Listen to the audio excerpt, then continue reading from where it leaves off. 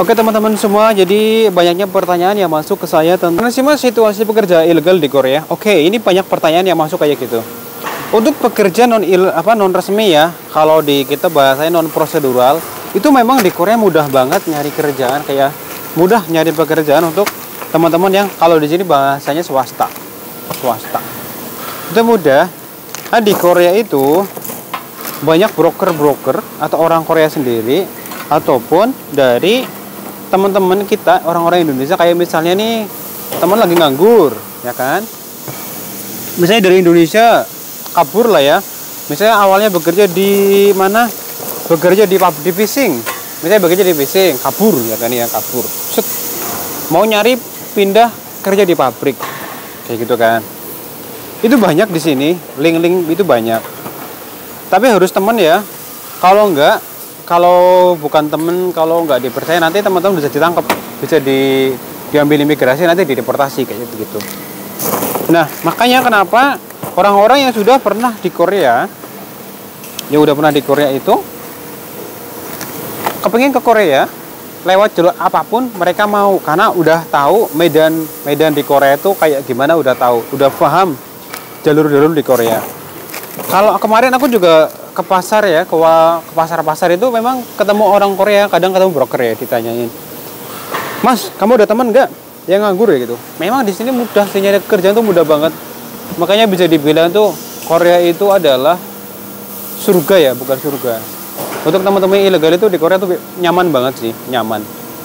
Makanya teman-teman yang itu banyak nggak pulang-pulang gitu, karena di samping mata uangnya tinggi juga di Korea itu apa ya, kayak mudah gitu loh.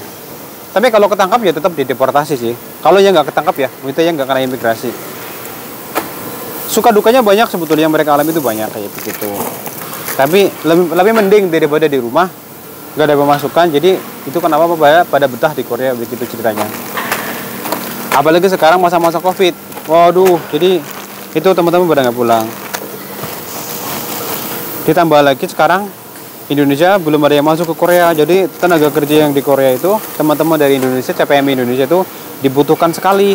Makanya banyak dari kemarin yang mau pulang akhirnya diperpanjang 1 tahun kayak gitu. 1 tahun diperpanjang di Korea. Nah, kalau misalnya ke Korea itu menggunakan visa turis mas, ini kemarin banyak yang nanya, ke Korea menggunakan visa turis, habis itu kabur.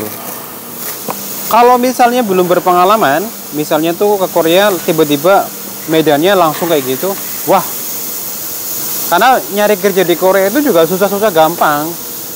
Susah-susah gampangnya gimana?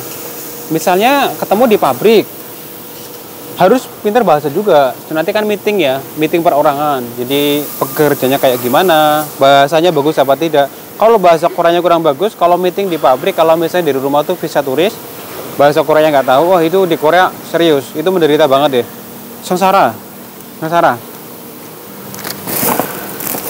Jadi kalau pakai visa turis, kalau misal ada niat mau kabur, mending bahasanya itu diupdate dulu deh, karena itu penting banget, penting. Karena sekarang pabrik-pabrik itu pintar-pintar nyari orang yang bahasanya Koreanya bagus, apalagi yang swasta ya, yang non resmi, itu bahasa Korea kalau bisa bagus deh. Kalau nggak bagus, kalah nanti sama teman-teman orang-orang dari negara lain kayak Thailand, Sri Lanka, Vietnam. Itu mereka juga banyak, yang non-resmi banyak. Tapi mereka bahasanya bagus-bagus. Jadi kalau mau bersaing dengan bekerja sebagai resmi, diusahakan bahasa itu harus bagus. Kalau nggak bagus, kalah nanti. Kalah. Tapi di Korea kan banyak ini mas, banyak paguyuban. Iya, banyak paguyuban. Tapi harus pintar-pintar juga memilih komunitas. Kalau nggak nanti teman-teman akan merasakan sendiri. Di Korea itu pergaulannya, kalau yang salah jalur ya, wah bisa nggak nabung itu, serius. Misalnya di Korea lama, habis itu malah nggak nabung-nabung. Akhirnya di Korea cuma nambah-nambah umur aja, itu kan kasihan banget. Misalnya main judi, main ini, main kemana, wanita, norebang dan sebagainya. Waduh, kalau nggak bisa mengendalikan hawa nafsu, liar sekali, udah habis deh. Oke, itu aja untuk teman-teman yang mau bekerja ke Korea ilegal ya. Dipertimbangkan lagi. Kalau misalnya dari rumah ke sini visa turis mau kabur, bahasa itu penting. Kalau nggak bisa bahasa Korea itu, aduh susah. sulit. Jadi bahasa diperbaiki dulu. Kalau yang udah berpengalaman, resikonya udah tahu sendiri ya. Oke. Tapi kalau yang masih belum, yang medannya masih belum tahu, dipikir-pikir lagi. Apalagi bisa turis kayak gitu mahal banget ya. Oke, saya dari Korea Selatan. Semoga informasi ini membantu ke teman-teman semuanya. Wassalamualaikum warahmatullahi wabarakatuh. Salam sehat semua. Oke.